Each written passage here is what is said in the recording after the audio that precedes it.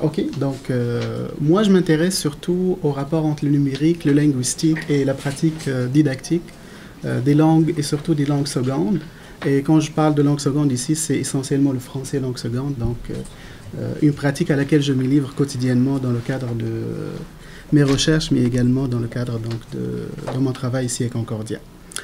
Donc mon intervention, je vais parler au début du rapport entre les TIS, donc les technologies de l'information et des communications pour l'éducation, et l'enseignement du français langue seconde.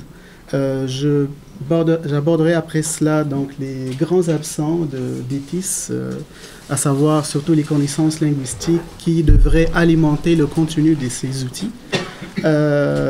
J'aborderai également donc, la question de l'amélioration du rendement pédagogique de ces outils. Et finalement, je donnerai un exemple où on pourrait donc... pardon? Tu pourras te rendre jusqu'à l'exemple? Normalement. OK. Alors, les technologies sont devenues incontournables en pratique enseignement donc, des langues secondes et en français langue seconde également. Donc, on peut penser par exemple à l'enseignement de l'oral ou à la compréhension. Les activités de compréhension utilisent un tas d'outils pour y arriver. Également à l'enseignement de l'écrit, on utilise beaucoup donc, les correcticiels, les exercices HTML donc, sur le web, etc. Malheureusement, dans l'utilisation de ces outils, j'ai remarqué, et cela a été également remarqué par plusieurs chercheurs, que en intégrant donc, des connaissances informatiques et des connaissances grammaticales traditionnelles dans la plupart du temps, on oublie malheureusement d'intégrer les connaissances linguistiques donc, qui proviennent de la théorie linguistique, mais également des avancées de la recherche en acquisition de langues secondes. Je vous donnerai des exemples tout à l'heure si j'ai le temps. Et on oublie également le mariage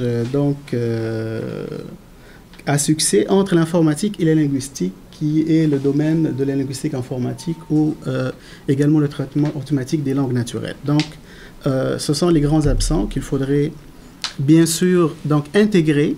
Ce que je propose personnellement, c'est donc d'intégrer à ces outils numériques, surtout donc, que ce soit les correcticiels ou bien sur le web, des connaissances d'ordre linguistique, également les outils du traitement automatique des langues. Il y a plusieurs outils qui ont prouvé leur succès donc, dans ce domaine.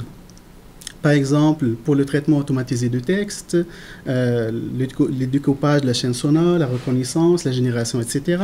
Et également en prenant en compte les recherches en acquisition des langues secondes et donc les résultats auxquels les chercheurs ont abouti dans ce domaine. Me voici en train de parler donc, de mon exemple éclectique, j'ai eu le temps. Alors, pour en découdre, donc, je vous présente rapidement les clétiques dont je parle ici, qui sont les pronoms clétiques objet ou sujet, donc par exemple je le veux, donc le je et le pardon. Les nouvelles technologies qui sont les plus efficaces pour en découdre sont les correcticiels, donc je prends par exemple Antidote qui est un logiciel très connu. Cependant, l'efficacité de cet outil est mitigée puisque certains évitements, donc certaines stratégies ou phénomènes observés en recherche en acquisition des langues empêchent cet outil d'être très performant, à savoir deux phénomènes qui sont l'évitement et également l'omission. Pour que le traitement soit efficace, il faudrait bien sûr intégrer une grammaire donc, au sens informatique linguistique, c'est-à-dire un ensemble de règles, avec un lexique également, à l'outil, donc à cet outil, avec des modules de découpage de texte, de reconnaissance, de génération, qui sont tous inspirés par les travaux en traitement automatique des langues, pour avoir l'outil parfait. Donc il ne s'agit pas seulement de traiter donc les clétiques de façon numérique, donc en oubliant ces aspects très importants. Je vous donne ici un exemple de quelques connaissances linguistiques qui sont malheureusement absents de ces outils, donc qui ne sont pas rattachés. Je vous donne un exemple de connaissances linguistiques qui peuvent être très pratiques donc, dans l'enseignement des clétiques. Par exemple, le site d'attachement des clétiques et le temps.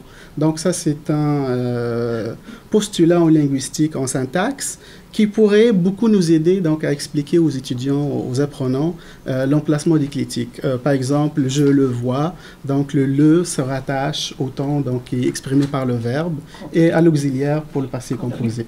Parfait.